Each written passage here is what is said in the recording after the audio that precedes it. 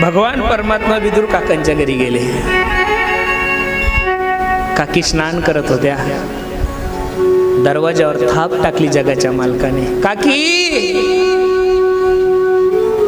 ओ काकी, ऐकलं का, मी आलोय. भगवान श्रीकृष्ण.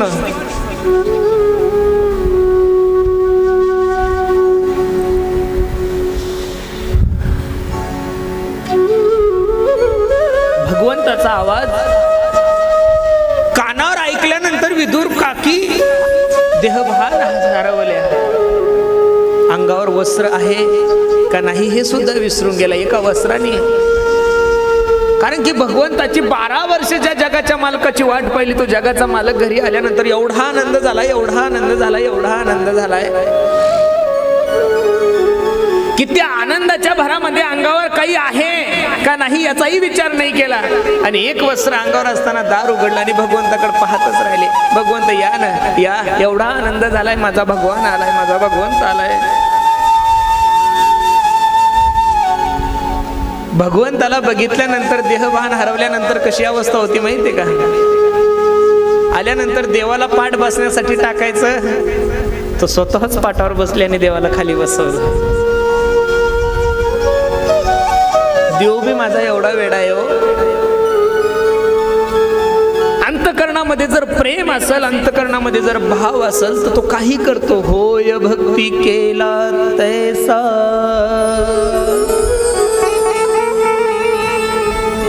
पूर्वी धरावी ते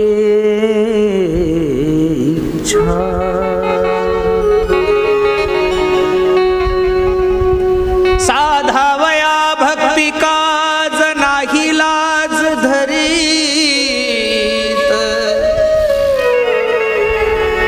भक्ताचं काम करत असताना, भक्ताची इच्छा पूर्ण करत असताना माझा जगाचा मालक लाजत नाही की मी विश्वाचा मालक आहे. माझ्या सत्तेने हे विश्व निर्माण झालंय, माझ्या सत्तेने या विश्वाचं पालन होतंय, त्याचा संहार होतोय.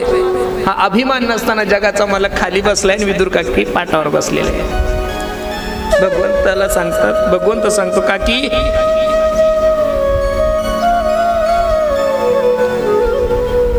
काकी खूप भूक लागली हो, काहीतरी खायसाठी द्या ना.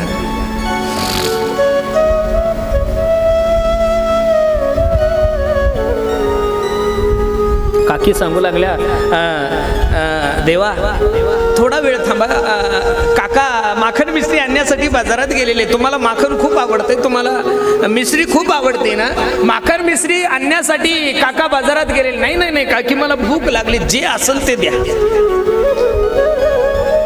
कटोरी घेतली आणि शेजारी जे झाडं होते त्यातली केळी तोडून आणली आणि भगवंताला केळी खाऊ घालू लागल्या. पण केळी खाऊ घालत असताना प्रकार खूप वेगळा होता. किती वेडा आहे हो माझा देव. साल जी होती केळीची साल, तो गाभा काय करायचा, गाभा टाकून द्यायच्या आणि साली भगवंताला द्यायच्या. बघता काय माझ्याकडे जगाचा मालक साली खात होता. होय भक्ती केला तैसा पूर्वी धरावी ती इच्छा. काही इच्छा करावं. अरे अर्जुनासाठी सुभद्रा झालाय माझा देव, भक्तासाठी काय नाही करत माझा जगाचा मालक, सर्व काही करतो. पुराणामध्ये तर एवढे उदाहरण सांगितलेले बाबा बाबा बाबा बाबा. चोखोबरायचं किती गोड उदाहरण आहे हो, ऐका ना.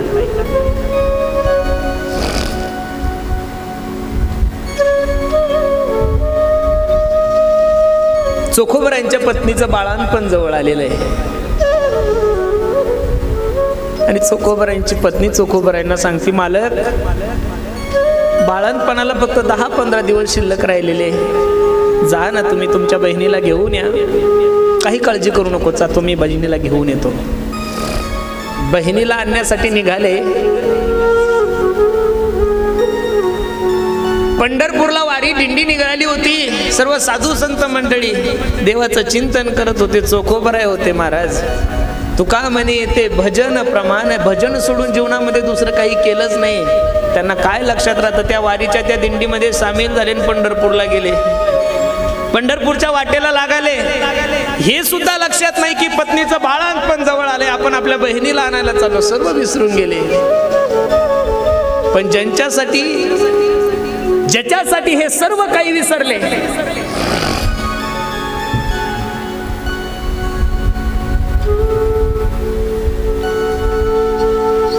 त्या जगाच्या मालकाला तर फिकीर पडली, अरे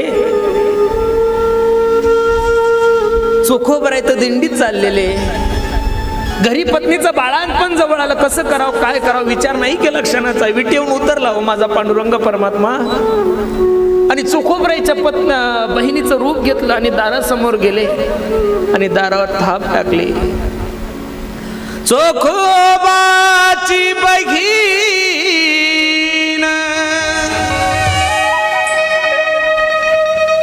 झाला शारंदर,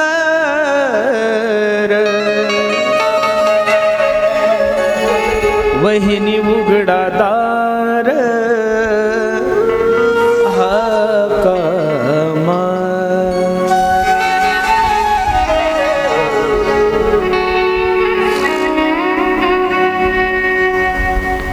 चोखोबराईच्या पत्नीने दार उघडलंय.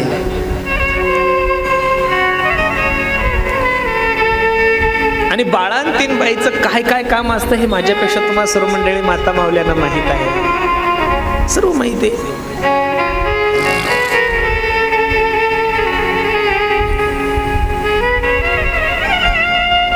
सव्वा महिना जगाच्या मालकाने काम केलंय. आडावर जायचं, पाणी भरून आणायचं, बाळांतीन बाईचे कपडे धुवायचे, त्या लेकराचं सगळं करायचं, स्वयंपाक करायचा, सगळं काही करायचं. पंढरपूरला गेले आणि पंढरपूरला गेल्यानंतर ज्यावेळेस कळालं,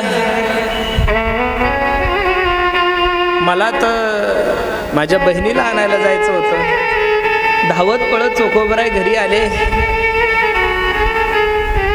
हे ज्यावेळेस देवाला कळालं, देव अदृश्य झाला.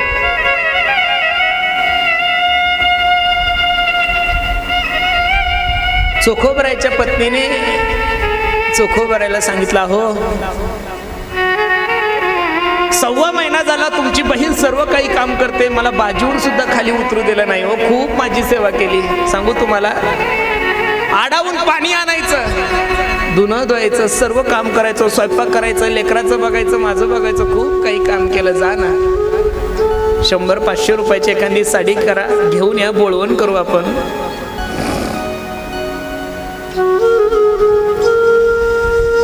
चोखोबराई आपल्या पत्नीला सांगतात, हे बघ नाही, अगं मला माफ कर, मला नाही लक्षात राहिलं ग, मी देवाचं चिंतन करत करत दिंडीमध्ये त्या पंढरपूरला निघून गेलो, मला नाही कळलं. असं टोमणे का मारतीस? चोखोबराईला असं वाटायचं की आपली पत्नी आपल्यासोबत खोटं बोलती, तिनं स्वतः सर्व केलं आणि मला सांगतो तुमच्या बहिणीने केलं. ए अगं माझं चुकलं ग, मी गेलोच नाही माझ्या बहिणीच्या गावाला. चोखोबराईची पत्नी सांगते, असं विड्यासारखं कसं बोलताय, सव्वा महिना तुमच्या बहिणीने इथं काम केलेलं आहे. ज्यावेळेस चोखोबराईला कळालं की ती बहीण नसून जगाचा मालक पांडुरंग परमात्मा होता, त्यावेळेस स्वतःच्या पत्नीला सांगता, अगं वेडे, तुझी सेवा माझ्या बहिणीने नाही केली ग, करतो अन्यथा करतो, जो जगाचा मालक आहे ना पांडुरंग परमात्मा, त्यानं तुझी सेवा केली. किती भाग्यवान असेल हो चोखोबराईंची पत्नी. विदुराणी भगवंताला केळाची साली खाऊ घालत होते, अंगावर वस्त्र नाहीये, स्वतः पाटावर बसलेली, जगाचा मालक खाली बसलेला आहे. विदुर काकांनी दारातून ज्यावेळेस हे दृश्य पाहिलं, त्यावेळेस विदुर काका विदुराणीला म्हणतात, अगं वेडे काय करतेस, कळतंय का तुला काही? त्यावेळेस कळालं की माझ्या अंगावर वस्त्र नाहीये, मी पाटावर बसलेली आहे आणि भगवंताला केळाचा गाभा खाऊ घालायचा, तर मी भगवंताला केळाची साली खाऊ घालत आहे. पळत आत रूम मध्ये गेल्या, विदुर काका भगवंताकडे येतात आणि भगवंताचं दर्शन घेतात. भगवंता माफ कर बरं तिला, तुझी काकी खूप भोळी रे, तुला बघितल्यामुळं तिला काहीच कळत नव्हतं. देह भाव हरपला तुझ पाहता विठ्ठला.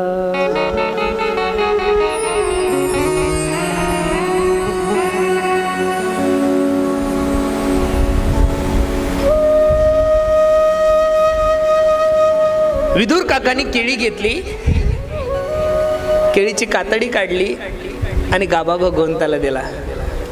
भगवंताने 2 केळी खाल्ल्यानंतर भगवंत हळूच विदुर काकाला सांगतात, काका राग नसेल येत तर एक बोलू का? बोला ना देवा. राग नाही येणार ना तुम्हाला? नाही येत, बोला ना देवा, तुमचा राग का धरू? जी गोडी त्या सालीमध्ये होती ती गाभ्यामध्ये नाही बरं काका, खरं सांगते तुम्हाला. विदुर काकाने डोक्याला हात लावून घेतला. कसं रे देवा तुझं उलट आहे, देवाचं गणितच उलट आहे. पुण्यवंत पाताळ लोकी नेला,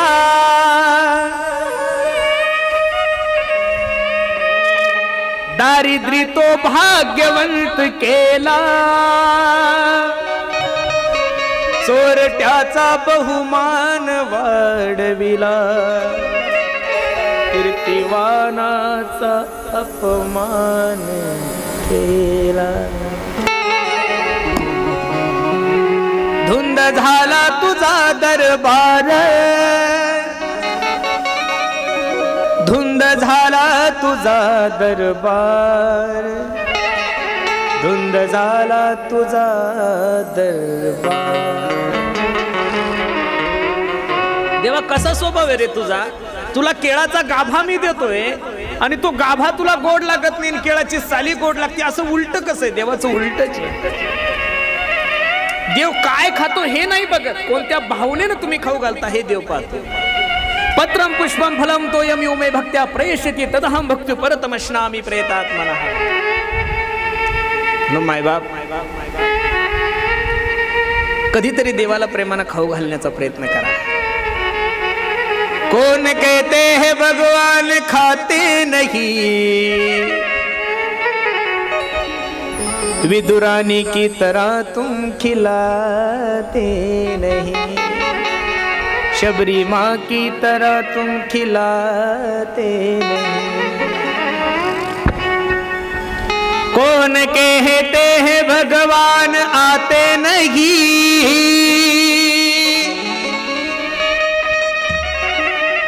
द्रौपदी माँ की तरह तुम बुलाते नहीं. कौन कहते हैं भगवान रोते नहीं, सुदाम जी की तरह तुम रुलाते नहीं. विश्वाचा मालक फक्त आणि फक्त तुमच्या प्रेमाचा विचार करतो. सबसे ऊंची प्रेम सगाई, सबसे ऊंची प्रेम सगाई,